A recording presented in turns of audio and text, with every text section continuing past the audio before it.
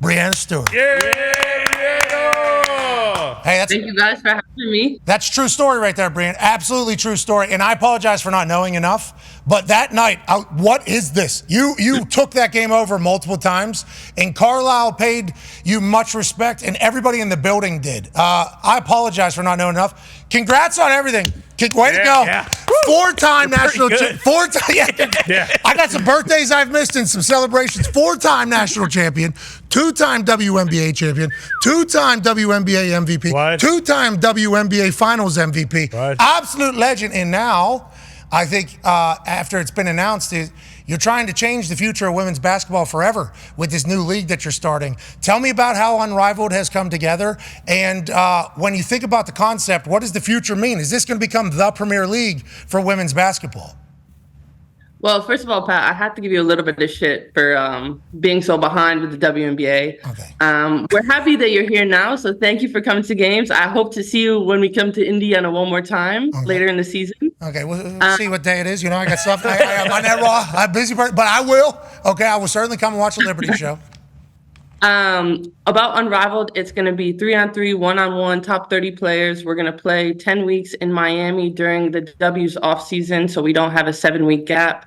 And what's most exciting about it is it gives opportunities for players to play at home, not go overseas, build their brands, and make six figures at least. Yeah, and Shams Charania has been releasing a lot of the info about making six figures each and everything. And we just learned, and once again, we apologize, all right? Okay, B-Stu, we apologize. We just learned what the rookie contract is for the Caitlin Clark whenever that was announced that the Big Three made an offer to her that was going to be like 5X whatever she was going to be making in the WNBA. When you piece this whole thing together, obviously salaries are a massive part of it, but ownership is as well. First 30 players are going to get ownership in the league. How is that going to come about, and what's the next moves that you guys have to make to really get this thing launched in January 2025? Yeah, I mean, I think that funding is closed right now, so we're ready to go. We had our official announcement today, which means we are taking off. I think the thing that you touched on was first 30 players, top 30 of year one are going to have a piece of equity in this league. So as we continue on, hopefully it only gets bigger and better, and just continues to kind of put eyes on women's basketball in a different light. Go ahead, AJ.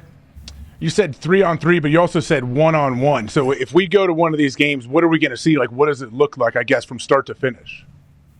Yeah, so 3-on-3, you're going to see full court. It's about a 60-foot court. It's not 94, so it's a little bit smaller than normal.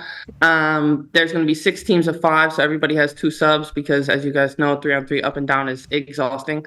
And then 1-on-1 will be in a half-court setting. It'll be more like 18 players probably. Not everyone that's doing 3-on-3 will play 1-on-1. And if you come, you'll see fast games, buckets, and a lot of excitement. Is this going to be at night, during day? When is it?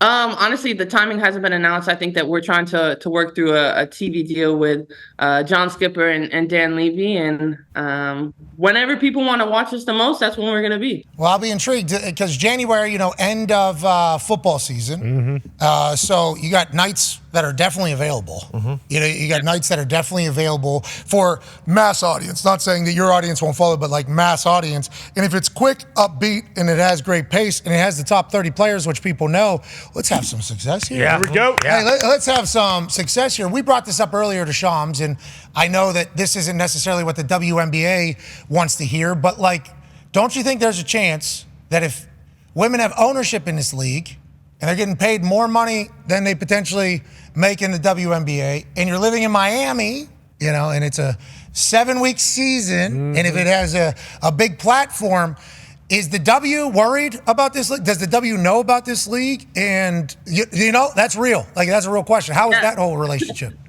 Kathy definitely knows about the league, and I think that right now we're just in support of one another. They want us to continue to make this happen because they want us to be home as well. For a basketball player, usually you go overseas. I played in China and Turkey and Russia. So I don't think that there's any hard feelings right now. They're in support of us and making sure that we continue to uplift the W as they uplift us. Yeah, go get them.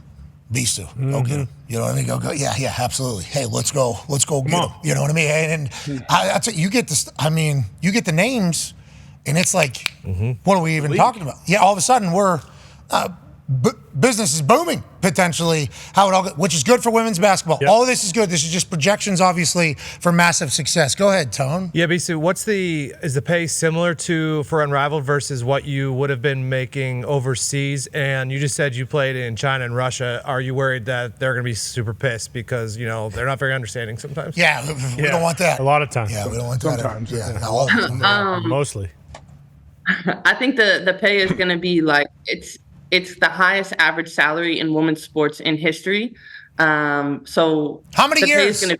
How many years do we have money right now for the funding for it to be the highest average salary for women's sports? So we have funding. We have funding for the next 3. Let's go. Okay. Hey, let's go, Beast. And as far as playing overseas, I love my time in China and Russia. And I don't know if you guys know, the WNBA has prioritization now. So basically, if you're late because you play overseas, you'll be suspended the entire season. Ooh. So that's why overseas isn't happening as much, because the league is like, no. We're not doing this anymore. I think I saw a documentary on Diana Taurasi. She wasn't able to play maybe in the W because she was playing somewhere else and was making so much money. Russia just paid her like $1.2 million to not play, and she just didn't. Can't vape though. No. Don't even. You pay a lot of money. Yeah, you know it. Yeah. Hey, we all learned a vital lesson there. Yeah. We all learned a vital lesson there. Serious. That was serious. Good lesson. That was serious. At $1.2 million not to play. Okay, that all makes sense. Let's get back to the W conversation here. Connor's got a question for you. Yeah, Beastie, you can probably speak on this because you were also heralded as the next one and we're the number 1 overall pick. But lived up to it. By the way. We didn't get to say it at the time, but congratulations. Long overdue. Yeah, Sorry absolutely. about that. Congratulations. But with teams now, when we go to fever games, a lot of the times it feels like the other team's mindset is like, hey, we're not going to be the team to let Caitlin Clark go absolutely bananas. And, is that a conversation for teams? Like when you guys played the fever, was it something that it's like, hey, let's show Caitlin Clark like the W's a little different than what it is in Iowa? Or is that just more so a tip of the cap respect to Caitlin, face guarding her and all that stuff? And did you get that type of treatment too? Yeah, I mean, I feel like when I was a rookie, there was every night was going to be a welcome to the league moment. And especially in my position, you're going up against Maya and Candace and Elena Deladon and Tina, and they're all going to give you their best night. And for Caitlin, I think that, obviously for guards that are guarding her, they want to make it really difficult. And then following the scout, knowing that she's a focal point of their offense, we have to do whatever we can to not let her get comfortable. Okay, so the conversation around Caitlin, obviously, here we go. Let's do it. You guys hate her? That's what I heard. I heard you hate her. That's the word on the street. I heard everybody hates her. Oh, my God. No way. That's what people That's how it feels. That's how it feels in Indiana. No. No, I mean, I think I'm happy for her to be in this league, obviously. I'm happy that she's brought a whole bunch of new eyes along with Angel Reese and continuing to bring those fans. I mean, to be at the Fever game and for the game to be sold out like that, I'm not sure if every single one after has been sold out, but I know it's been close. And she's gonna turn into a really, really great pro. But also people need to give her a little bit of time to be up and down and kind of figure it out, and also realize there's an adjustment when you go from college to pro in any level. But as you could see, her last game, she had 30 points and she's starting to get more comfortable. Yeah. I don't know if you were running around on any courts that the Iowa Hawkeyes women's team was playing against. I don't think so. I wonder if Caitlin at one point was just like, what the fuck is this? Yeah. What you were doing, you step back. I mean, we're talking just absurd. Balling. The conversation actually that we had just as absolute dipshits in this entire thing. We're like, that's the one that could go play in the Big Three, it seems like. Yes. And then now all of a sudden you're announcing a 3-on-3 league. It's like, oh, maybe we are. Hey, wait a second. Maybe we're not. Are you guys going to have 4-point shots? Are we going to do any of that type of stuff? Or is it just going to be we're playing basketball 3-on-3 against each other? I don't know about the 4-point shot. I think right now we're just playing basketball faster pace. But I'll send him a message and say that maybe we should add that. Oh, maybe 6-point. You know what I mean? From the other foul line. Yeah. Yeah. Like moon ball. And listen, if you want us to come up with ideas for the league, We got thousands of them. We got it. Yeah, we could certainly. I mean, I'm sure people will love them. Slide in a trampoline for a possession. Yeah. Oh, yeah. That'd And be then cool. We also obviously need spotlight because people say they can shoot the lights out of the gym. Yeah. Let's see. Somebody hits 4 in a row, turn the lights off the entire gym. Yeah. All of a sudden, she's heating up. You got a whole. Let's do this. If we're going to compete with a W, let's go ahead and knock them off. You know what I mean? B-Stu, Yeah. I love. How long has this been in process? I think you already told us, but this league, and I assume this has been something that's been chatted about by women's basketball players for a long time. Like, hey, we need to figure out how to do something as opposed to going overseas. How long has this been kind of talked about? How long have you been a part of it? And why is now the time? So we've been in works for 2 years, and it seems like it's been a long time and a really short time.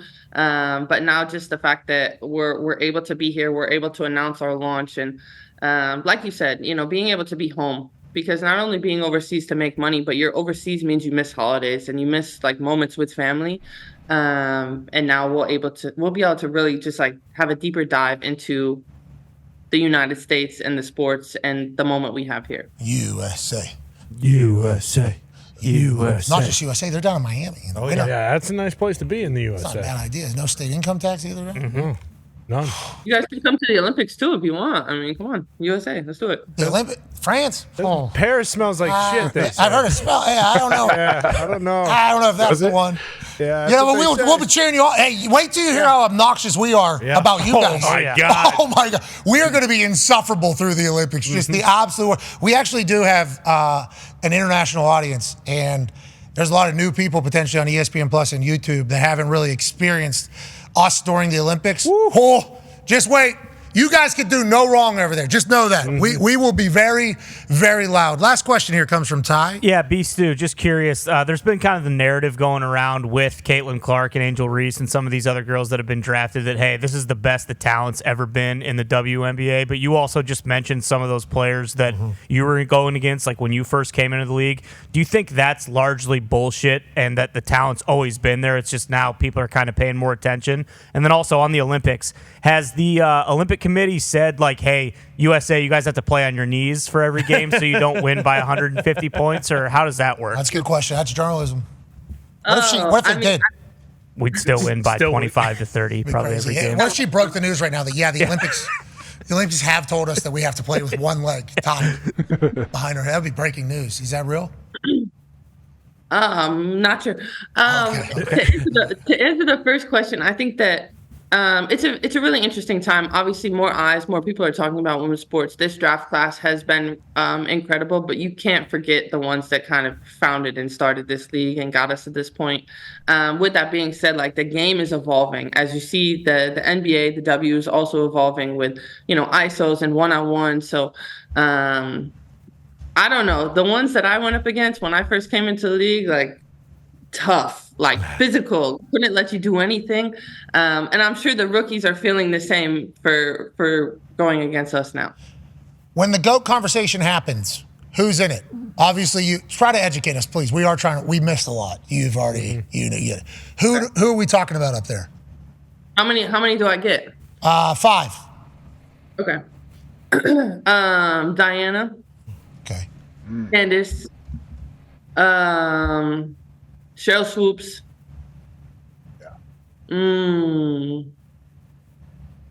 Me. Yeah. Hell yeah. And LSU coach. Maybe Lisa. Point guard. It's not Mulkey. Yeah. Lisa. yeah, you could go Lisa Leslie. Okay. No Rebecca Lobo? Okay. Hold on. Hey, what a crew. Honestly, it's tough. Give me more. Okay, I was 7. about to And we'll give you do- 7 or 8, whatever you. I do. I want to let you know. I appreciate that you put yourself in there because that was going to be our entire reaction. Yeah, exactly. It's just you being so. But you need to know that. Like my first time really watching the sport, it was you. There's a different. Oh, yeah. You're a fucking The beast, one. dude. You're a fucking beast out there. Sabrina, obviously, massive help in that. I would assume. Obviously, you win a couple times with Seattle. You come to the Liberty. Sabrina coming out of college. I remember her story being told well. You and her are seemingly a great duo. You feel like a perfect match with her.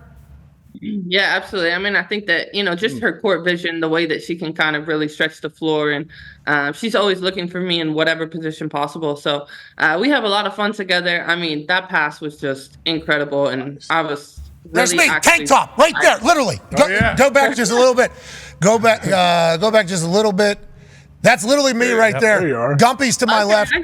The governor is 3 down. He's wearing Chucks, the governor. Super relatable. Nice. Okay. Good conversation. But I'm literally, and my wife is right to my right there. And it's like, I'm staring at the exact, like Sabrina was passing it to me as she was passing it to you. And I was just like, we have no Were you fucking. like- Yeah, I would love to catch it, but like that is coming directly at my face. And as soon as I'm watching, I'm like, we got no fucking chance against this team. Like we got literally no chance against this squad. Are we winning it this year, the Liberty? Is this we have everything we're supposed to? Is that where you feel? And how should I be judging like the Liberty versus the rest of the WNBA if I haven't been able to see them live yet? Yeah, I mean, I think that we made it to the finals last year, so we lost, and really trying to motivate ourselves for this year. We have our entire starting group back, and building that chemistry and knowing that this is a crazy season because it's like 40 games in 90 days with the Olympic break. But to judge us is to see how we continue to build up until mid-July, and then really it's like when we haven't practiced for 3 weeks, how do we pick back up?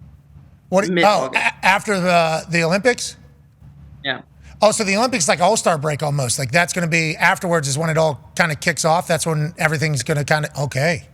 We Like a 3-4 week break. It's crazy. That is crazy. Yeah, Wow. That is very wild. And obviously a lot of people you'll be friend. Let's not. Hey, I know the Aces.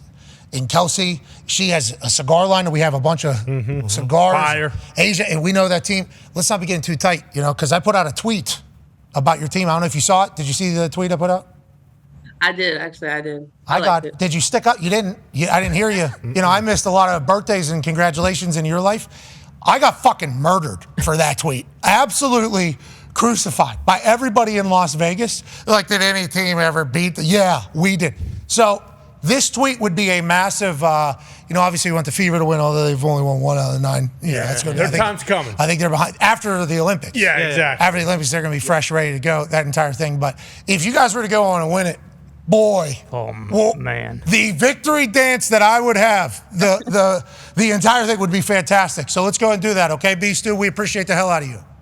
Okay, I'll make sure you get some Liberty gear when we come back. So be at the game in a few weeks. I actually, because I studied the schedule for the Fever so much, I believe it is July 6th. It's a Saturday. Okay. Hey. It's a 1 p.m. game. So we'll get a little brunch, and then we will go right to the Liberty Fever. What's your problem? What's that? Why is your face? Well, the first 2 weeks of July. Oh, no. Unfortunately, I no. know I will not be able to go to that game. Oh boy. Fortunately. But I already have an Ionescu jersey, so I don't need Ionescu. I don't need any more. I don't need any more gear. Yeah, we'll see you there. We'll see. Well, the show will be represented at that game. We'll make sure you have your gear. I got to come to a game in New York. Where do you guys play? Madison? Barclays, come on. Okay. It's rusted. You saw that. What's the deal? Wasn't it not rusted for a while? Why is that thing rusted now? I only deal with the inside, not the outside. I have no idea. You had to have seen it. It's turned brown. It's disgusting.